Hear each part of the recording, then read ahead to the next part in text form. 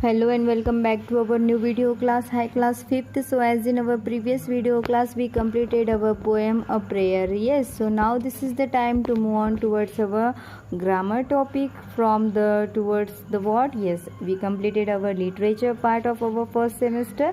So now this is the time to move on towards our grammar part, and in our grammar part today we are going to see the verbs. So what I mean the verb? Yes, we know that verbs are the action words. Yes, verbs are what? Verbs are the action words. I think in your 4th standard you got that idea. What is exactly the subject, what is exactly the object, and what is exactly the verb, etc. etc. But as we know that there are 3 kinds of verb. First one is the action verb, second one where the state of being verb, and third one is the helping verb. Yes, we know that, but today we have to go towards with the thorough point. Okay, because you know most of all that what is exactly the action verb, what is exactly the state of being verb, and what is exactly the helping verb. But I will tell you about it very shortly, because we have very near about our first term exam. So now we have to go with the thorough point. So what is meant by verbs? Verbs are nothing but the action words.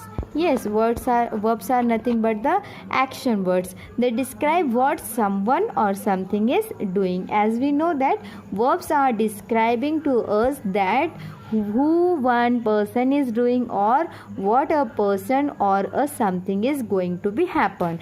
That were answered by the verbs, that were answered by the action verbs. Yes, so they are used to express a physical or a mental action. They were have to be expressing what's the physical expression of the particular person or the mental reaction of that one, that are expressed by the action words or the verbs. Okay, for example, Sheena eats an apple every day. So what Sheena have every day? Sheena eats. Yes, Sheena eats. So eats is what? Eats is the verb. It is the action word. Yes, now the dog runs towards the rabbit hole. So what is dog doing? Dog is runs. Yes, so why we have to use runs? Runs is what? Why we here not used run? Because dog is what? Dog is the singular noun, and for singular noun we have to use s or es at the end of the action verb. Yes, so we have to use runs. The dog runs towards the rabbit hole. For example, this boy is running. Yes, run. Then he is drink. Then here there are 2 small children who are whispering. Yes, then he is painting. Yes, she is cleaning. He is swimming. Yes, so these are all what? These are the action verbs. Run, drink, whisper, paint, clean, swim. ये सब क्या है? Action verbs है. Okay, so what is now the state of being verbs? So as we know the about the action verbs, so now this is the time to see what is mean by the state of being verbs. Not all verbs express action. Definitely not all verbs express the action. A small group of words called state of being verbs are not action words. The state of being verb is not exactly the action word, but it shows the expression itself. Okay, for example, the farmer was weary after a tiring day in the fields. So here was is what? Yes, was is the state of being verb in this sentence. Then the next sentence, the princess looks happy to meet her cousins again. Yes, so in this sentence meet is the verb exactly, but looks is what? Looks is the state of being verb in this sentence. Then what is exactly the feature of the state of being verbs? This state of being verbs express situation that already exist. Means state of being verbs where gives us the expression about the situation which were already existed. Then do not perform any action. The state of being verb didn't have any type of performance related with the action. They link the subject to a word that completes the meaning of the sentence.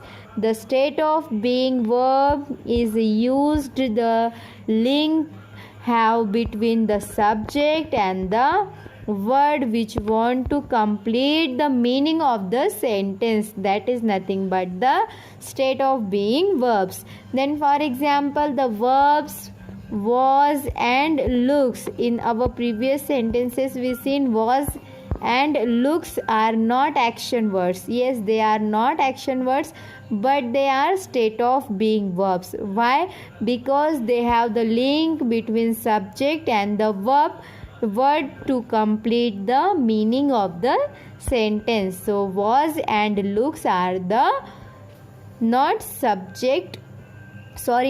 the action words, but they are the state of being verbs. Okay, so as we know that if the sentence makes sense of the verb is state of being verb.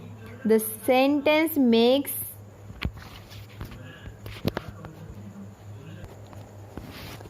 again the sentence, if the sentence does not make the sense, the verb is an action verb. So how we have to identify the state of being verb?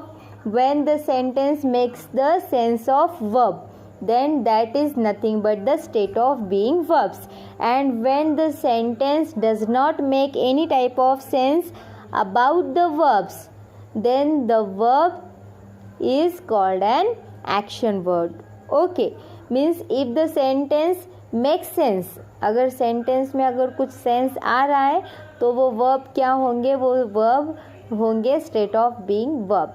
अगर sentence में कोई sense ही नहीं आ रहा है तो वो verb क्या होंगे?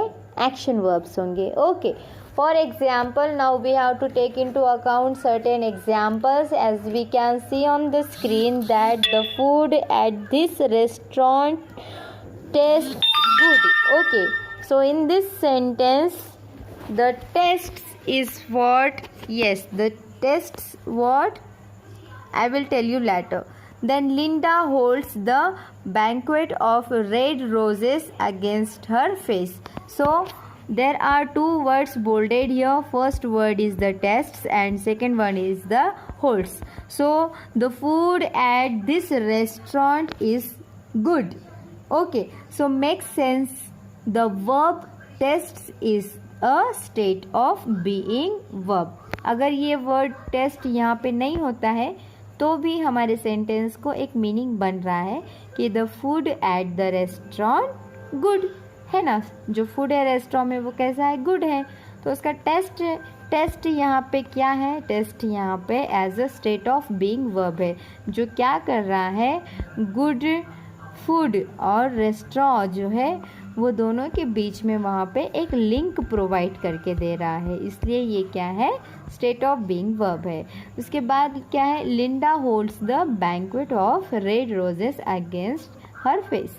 Okay, so in this sentence Linda is the banquet of red rose against her face. So do not make sense. यहाँ पे कोई सेंस मेक हो रहा है क्या? नहीं. सो द वर्ब होल्ड्स क्या है? Is an action verb. अगर यहाँ पे होल्ड्स निकाल के अगर मैं यहाँ पे इज लिखती हूँ, Linda is the banquet of red roses against her face, तो यहाँ पे कोई सेंस आ रहा है क्या कि वो क्या कर रही है? नहीं समझ में आ रहा है. तो इसलिए ये क्या हो गया? होल्ड्स क्या हो गया हमारे लिए? वो हो गया हमारा एक्शन वर्ब. ओके, तो आपको ये रिमेंबर रखना है कि every sentence should have a subject and a verb. कोई भी सेंटेंस में सब्जेक्ट और वर्ब कंपल्सरीली होगा. कोई सब्जेक्ट ऐसे होते हैं जिसमें ऑब्जेक्ट नहीं होता है. Okay, so state of being verbs are also called linking verbs. आपको ये बात ध्यान में रखना है कि जो स्टेट ऑफ बीइंग वर्ब्स होते हैं वो एज ए लिंकिंग वर्ब भी कहलाते हैं, क्योंकि जो लिंकिंग वर्ब होता है वो क्या करता है, सब्जेक्ट और जो हमारे सब्जेक्ट का मीनिंग है वो दोनों के बीच में जो वर्ड है हमारा सब्जेक्ट टू वर्ड, ये दोनों के बीच में क्या करता है, मीनिंग को कंप्लीट करने के लिए, सेंटेंस को एक मीनिंग देने के लिए लिंक प्रोवाइड करता है, इसीलिए इसे लिंकिंग वर्ब भी कहते हैं। State of being verbs are also called as linking verbs. Why? Because in this they link the subject to a word that completes the meaning of the sentence, so they are called as also linking verbs. Now here are a few linking verbs apart from the verb be. So be means what exactly? Am, is, are, was, were, like that. But apart from that there are also certain verbs which are called as the linking verbs, means the state of being verbs. For example, appear, become, feel, smell, seem, taste. These are all what? These are all the state of being verbs are called as. Okay, so this is all about the state of being verbs. I think you people now understood. So now the next part of our grammar in the verbs is helping verbs. So as we know that what is meant by helping verbs? Helping verbs are verbs that help the main verb in the sentence. Helping verb क्या करते हैं, main verb को help करते हैं sentence में. They are placed before the main verb. ये जो helping verb होते हैं ये है तो main verb के पहले होते हैं. कहाँ होते हैं, मेन वर्ब के पहले. A helping verb when combined with the main verb improves the meaning of the sentence by stating the action or the time of the action in an accurate manner. ये जो helping verb होता है ये अगर main verb के अंदर मिल जाए तो ये हमारे sentence को एक meaning देता है, मीनिंग को इम्प्रूव करने की कोशिश करता है. तो हेल्पिंग वर्ब क्या होता है, हेल्पिंग वर्ब वो वर्ब होता है जो मेन वर्ब को हेल्प करता है, और जब ये हेल्पिंग वर्ब मेन वर्ब के अंदर आकर मिल जाता है तो सेंटेंस को एक बहुत ही अच्छा मीनिंग इम्प्रूव करने की कोशिश में लगा देता है. Okay, for example the carpenter is humming a song under his breath. Can you see the gypsies? They are riding bareback on their horses. You can sleep in the loft tonight, the lady told the tramp. So in the above sentences the verbs is, are and can are the helping the help the main verbs. Yes, ये क्या कर रहे हैं, ये हमारे main verb को help कर रहे हैं. कौन से मेन वर्ब है यहाँ पे? फर्स्ट सेंटेंस में है ह्यूमिंग, सेकेंड सेंटेंस में क्या है, यस सेकेंड सेंटेंस में राइडिंग है, और उसके बाद में थर्ड सेंटेंस में है sleep. Yes, so they are the what? They are the main verbs. Yes, humming is the main verb in the first sentence and the is what? The is the helping verb. is है यहाँ पे और main verb क्या है, humming. Second sentence में are क्या है, helping verb है, और यहाँ पे राइडिंग क्या है, यहाँ पे राइडिंग मेन वर्ब है. उसके बाद में थर्ड सेंटेंस में यहाँ पे कैन क्या है, कैन है हमारा हेल्पिंग वर्ब, और स्लीप क्या है, स्लीप है हमारा मेन वर्ब. ओके, तो इस तरीके से ये हो गया helping verb, main verb. I think आपको समझ में आ गया होगा state of being verb, helping verb और मेन वर्ब. तो चलिए अब आपको क्या करना है, कुछ सेंटेंसेस रीड करना है. The child is happy. Okay, so is what? Is क्या है यहाँ पे, इज़ है यहाँ पे state of being verb. Okay, the child is laughing is helping verb laughing, so is the main verb. Okay, so what's the difference between that? The child is happy, तो यहाँ पे इस सेंटेंस में is क्या है, is है हमारा state of being verb. ये क्या कर रहा है यहाँ पे, चाइल्ड और हैप्पी इन दोनों के बीच में लिंक प्रोवाइड कर रहा है, तो ये लिंकिंग वर्ब है. यस, उसके बाद में ये कभी कभी एज अ हेल्पिंग वर्ब भी काम करता है. जो हमारा यहाँ पे इज़ है ये क्या है, हेल्पिंग वर्ब लाफिंग. ओके, तो यहाँ पे लाफिंग जो हमारा मेन वर्ब है उसको हेल्प कर रहा है. Yes, so that is called as state of being verb in the first sentence, and in the second sentence it's called as helping verb. तो कभी कभी is हमारा linking verb की तरह काम करता है, कभी कभी is हमारा helping verb की तरह काम करता है. For example, there are certain list of helping verbs. For example, be के जो helping verbs होते हैं जैसे कि am, is, are, was, were, been, तो ये क्या है, ये है be के कुछ helping verbs. उसके बाद में have, has, had, do, does, did, can, could, may, might, will, would, shall, should, must. These are all what? These are all the list of helping verbs. Okay, so what you have to do? You have to write this in the notebook, then this also in the notebook. Okay, now this is your exercise number 1 and exercise number 2. You have to complete this and you have to write this in your notebook. Okay, these two are, you have to write it in your notebook. Then we have to now revise that what is exactly the verbs are called here. Okay, तो हमने अभी देख लिया verbs कितने type के हैं. 3 type के verbs होते हैं. एक होता है action verb, दूसरा होता है state of being verb और तीसरा होता है helping verb. So what is meant by action verb? What someone or something is doing, that is nothing but the action verb. So what is meant by state of being verbs? Expresses the situations that exist, then do not perform actions and link the subject to a verb, that is nothing but the state of being verbs. And helping verb is what? Helping verb helps the main verb in the sentence, that is nothing but the helping verb. So now we have to see exactly the subject plus verb plus object means what? Means the sentence. जो हमारा sentence होता है वो हमेशा subject plus verb plus object इस type में structure किया जाता है. Yes, so we have learnt a subject must contain a subject and verb. Definitely sentence में कभी कभी ऑब्जेक्ट नहीं हो सकता है, लेकिन सब्जेक्ट और वर्ब हमेशा कंपलसरीली होगा, क्योंकि सब्जेक्ट एंड वर्ब दोनों के सिवा हमारा कोई भी सेंटेंस बन नहीं सकता है. For example, the carpenter is making the cabinet. So in this sentence who is making cabinet, who is making the cabinet. तो आपको ये बात ध्यान में रखना है कि जो आपका क्वेश्चन है हु या फिर व्हाट, अगर इन दोनों क्वेश्चन के आंसर आपको जो वर्ब है हमारा वर्ब के पहले अगर मिल जाता है तो वो क्या हो जाएगा, आपका सब्जेक्ट हो जाएगा.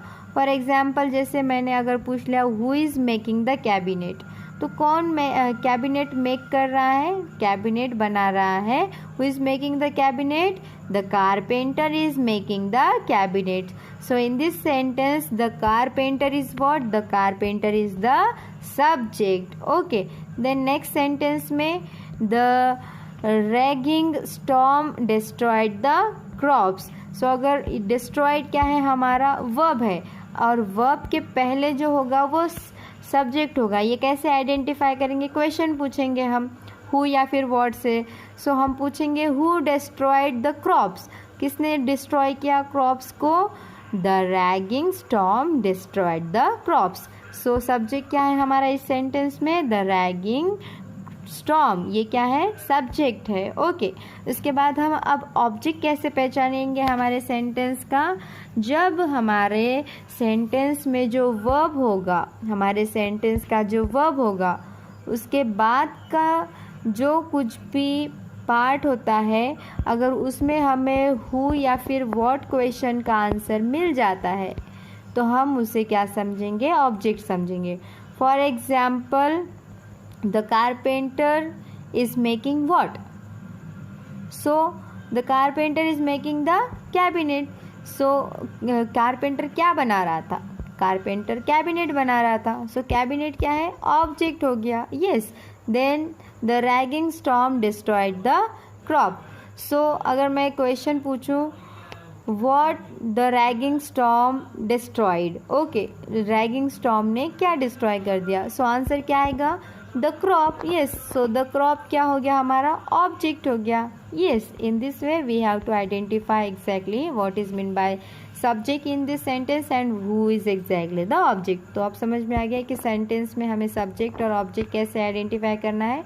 जो हमारा वर्ब है, अगर वर्ब के पहले हमने अगर सेंटेंस में अगर हु और व्हाट से आंसर पा लिया, हमारे हु एंड व्हाट क्वेश्चन का आंसर अगर वर्ब के पहले अगर आ जाता है तो वो हो जाएगा सब्जेक्ट। और वर्ब के बाद में अगर हमें कोई क्वेश्चन का आंसर मिलता है, हु और व्हाट क्वेश्चन का आंसर मिलता है, तो वो क्या हो जाएगा, वो हो जाएगा हमारा ऑब्जेक्ट। फिर से मैं आपको एक बार टेबल के थ्रू इसे डिस्क्राइब करके बताने की कोशिश करती हूँ। जैसे कि यहाँ दिया हुआ है आपको question verb subject verb question object. Okay, so who is making, कौन बना रहा है, कौन बना रहा है, यहाँ पे कौन बना रहा है, कारपेंटर बना रहा है। यस, तो कारपेंटर क्या हो गया, हमारा सब्जेक्ट हो गया। और कारपेंटर क्या बना रहा है, what making carpenter, carpenter making the cabinet. तो द कैबिनेट क्या हो गया, ऑब्जेक्ट हो गया। Okay, then what has destroyed, क्या डिस्ट्रॉय हो गया, यस क्या डिस्ट्रॉय हो गया, क्या डिस्ट्रॉय किया गया था, द रैगिंग स्टॉर्म। यस, सो ये क्या हो गया हमारा, यहाँ पे व्हाट नहीं आना चाहिए, यहाँ पे हु आना चाहिए। यस, यहाँ पे हु हैज़ डिस्ट्रॉयड, किसने डिस्ट्रॉय किया, द रैगिंग स्टॉर्म। सो यहाँ पे आप करेक्शन कर लेना इसको। ओके, प्रिंट मिस्टेक है शायद वो। So who has destroyed, destroy किसने किया, रैगिंग स्टॉर्म ने। सो यहाँ पे सब्जेक्ट क्या हुआ, द रैगिंग स्टॉर्म। और फिर उसने क्या डिस्ट्रॉय किया, what raging storm destroyed, the crops. So the crops क्या हो गया, object. Okay, then the last point in our syllabus is about the verb. तो हमने देख लिया हमारे सेंटेंस में द कारपेंटर हमारा सब्जेक्ट था, वर्ब था हमारा इज मेकिंग। यस, मेकिंग ये हमारा वर्ब था और ऑब्जेक्ट क्या था, अ कैबिनेट। ओके, ये हो गया first sentence. Then the raging storm destroyed the crops. तो यहाँ पे हमारे इस सेंटेंस में द रैगिंग स्टॉर्म क्या हो गया, सब्जेक्ट हो गया, वर्ब क्या हुआ, डिस्ट्रॉयड, और ऑब्जेक्ट क्या बन गया, the crops. Okay, so this is about the subject verb and object. Okay, so some sentences does not have object। तो जैसे मैंने कहा था कि कोई कोई sentences ऐसे होते हैं जिसमें हमें object नहीं लेना आता है। ओके, तो जो object है या नहीं ये हम कैसे आइडेंटिफाई करेंगे, वहाँ पे what क्वेश्चन पूछ के या फिर who क्वेश्चन पूछ के हम आइडेंटिफाई करेंगे। who क्वेश्चन पूछ के हम क्या कर सकते हैं, वर्ब को आइडेंटिफाई कर सकते हैं। व्हाट क्वेश्चन पूछकर हम ऑब्जेक्ट को आइडेंटिफाई कर सकते हैं। Okay, so who sits for example the cat sits quietly near the gate. Okay, so कौन बैठा है near the gate quietly, cat बैठी है। Who sits, cat sits. So यहाँ पे सब्जेक्ट क्या बन गया, यस द कैट बन गया हमारा सब्जेक्ट। तो अब इसमें वर्ब क्या है, वर्ब है सीट। यस, सीट ये क्या है, वर्ब है।